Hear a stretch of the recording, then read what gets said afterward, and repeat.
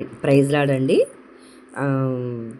ఈరోజు దేవుని వాగ్దానము ఆహ్, ఈరోజు దేవుని వాగ్దానము మత్తయి సువార్త 24వ అధ్యాయము 1వ వచనము.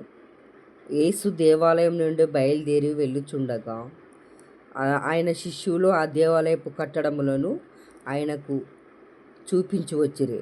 అందుకు ఆయన, మీరు ఇవన్నీ చూచుచున్నారు గదా, రాతి మీద రాయి ఒక్కటైనను ఇక్కడ నిలిచి ఉండకుండా పడద్రోయబడినని మీతో నిశ్చయముగా చెప్పుచున్నానని వారితో అనెను. ఆయన ఒలివ కొండ మీద కూర్చుండి వచ్చినప్పుడు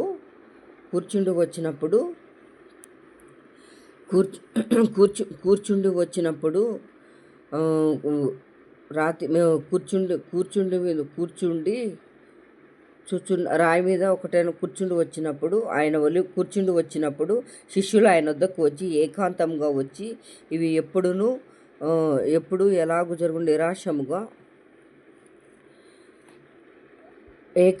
శిష్యులు ఆయన వద్దకు వచ్చిరి. ఏకాంతంగా వచ్చి, ఇవి ఎప్పుడు ఇలాగూ జరుగును, నీ రాకడకు యుగ సమాప్తికి సూచనలేవి మీతో చెప్పుచున్నాను. యేసు వారితో ఇట్లా, నేను ఎవడునూ మిమ్మును మోసపరచకుండా చూచుకొనుడి. అనేకులు మిమ్మును మోసపరచకుండా చూసుకొనుడి. అనేకులు నా పేరిట వచ్చి నేను యేసుక్రీస్తును, నేను యేసుక్రీస్తునని చెప్పి పలువురు మోసపరిచెదరు. మరియు యెహోవా మీరు యుద్ధములను గూర్చియు యుద్ధ సమాచారములను గూర్చి వినబోదురు. మీరు కలవరపడకుండా చూసుకొనుడి. ఇవి జరగవలసి ఉన్నది కానీ అంతం వెంటనే రాదు. జనముల మీదికి జనము, రాజ్యం మీదికి రాజ్యము లేచును. అక్కడక్కడ కరువులను, భూకంపములను కలుగును. ఇవన్నీ వేదనములకు ప్రారంభము. అప్పుడు జనములు మిమ్మును శ్రమల పాలు చేసి చంపెదరు. మీరు నా పాపముల నిమిత్తము సకల జనముల చేత ద్వేషింపబడుదురు. అనేకులు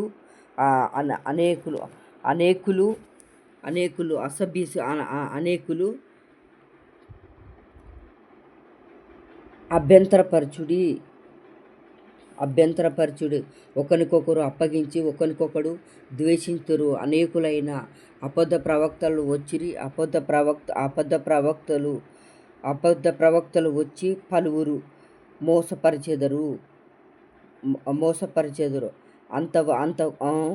అంతం వరకు సహించు వాడే రక్షింపబడును. మరియు ఈ రాజ్యము